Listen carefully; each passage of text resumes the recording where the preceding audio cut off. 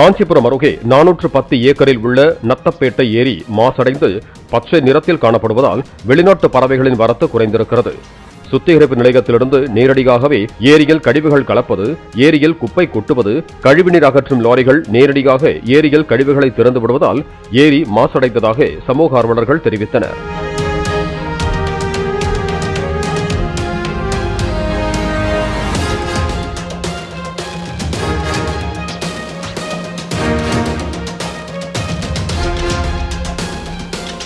ஏரியை சுத்தம் செய்து நடைபயிற்சி மேற்கொள்ளும் வகையில் மாற்றியமைக்க 50 கோடி ரூபாய் நிதி கேட்டு அரசுக்கு கருத்துரு அனுப்பியுள்ளதாக நீர்வளத்துறை அதிகாரிகள் தெரிவித்தனர். காஞ்சிபுரம் மாவட்டம் காஞ்சிபுரம் தாலுகா நத்தப்பேட்டை கிராமத்தில் பெரிய ஏரி என்பது அமைந்திருக்கிறது.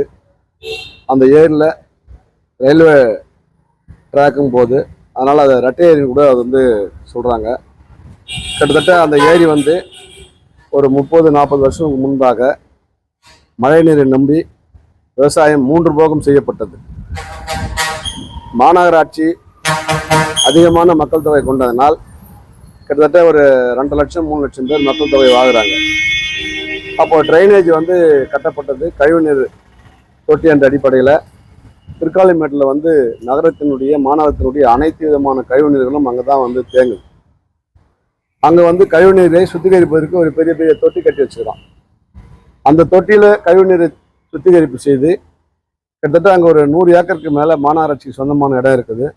அதில் மஞ்சம்பில் வளர்த்து மாடுகளுக்கு குதிரைகள்லாம் அது கொடுத்தான். மாநகராட்சிக்கும் அதன் மூலம் வருவாய் கிடைச்சது.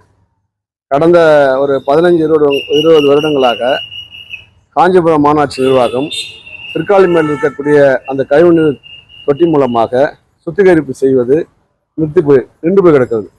இது காரணம் வரக்கூடிய பாரத சாகருடைய காவாய், அதனுடைய பைப்பு, மோட்ரு அனைத்தும் டேமேஜ் ஏற்பட்டதனுடைய விளைவாக அதை சுத்திகரிப்பு செய்யாமல் நேரடியாக நத்தப்பட்ட ஏரியில் அந்த கழிவுநீர் கலப்பதினால் இந்த தண்ணியை பார்த்தீங்கன்னாக்கா பச்சை கலராக மாறிடும்.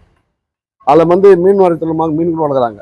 அந்த மீனை பிடிச்சி சாப்பிட்டா மனிதனுக்கு சொறி, படை, பேம்பல் இதெல்லாம் அதிகமாக வரக்கூடிய சூழ்நிலை இருக்கிறது. அது கீழே விவசாயம் 3 போகம் செய்திருந்தது. இப்போ 1 போகமாக மாற்றப்பட்டுக்கிறது. விவசாயம் செய்கின்ற போது அங்கே ஏர் ஓட்டினாலோ தண்ணீர் பாய்ச்சினாலோ அங்கே கூட விவசாயிகளுக்கு காலெல்லாம் புண்ணாயிடும், மாட்டுக்கு காலெல்லாம் புண்ணாயிடும்.